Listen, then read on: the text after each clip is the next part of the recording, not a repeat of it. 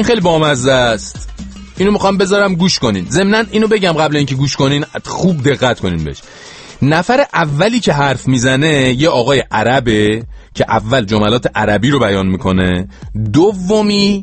دومین نفری که جمله رو تکرار میکنه مترجم آقای بازیکن پرتغالیه که عین همون جملاتی که اون آقا قبلیه به عربی گفته رو دوباره به همون زبون تکرار میکنه.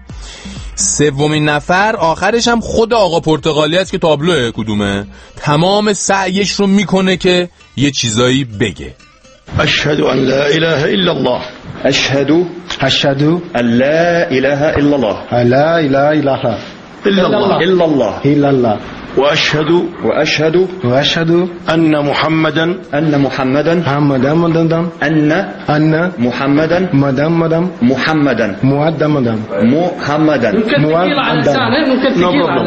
رسول الله. آمنت بالله وبملائكته وكتبه ورسله واليوم الآخر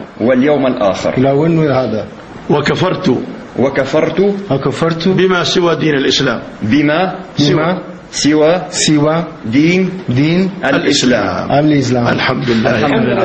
الحمدلله مسلمان شدم. واقعا اینجاست که آدم به نقش، اینو میخوام بگم، به نقش واقعی مترجم آدم پی میبره. یعنی واقعا شنیدین ترجمه میکرد مشتی، یعنی عین همون جملات رو دوباره واسه بازیکن تکرار میخواد، تکرار نداشت، خودش داشت همونو میگفت دیگه. بعد یه چیز خیلی میخوام بگم اینه، آقا درسته برای مسلمون شدن باید یه سری جملات رو به صورت عربی تکرار کرد، به زبون آورد، این درست، اما آخه بابا جان قبل از اون حداقل معنی این جمله‌ای که این بدبخت فلک زده میخواد بگه آخه میگفتیم به اون بنده خدا.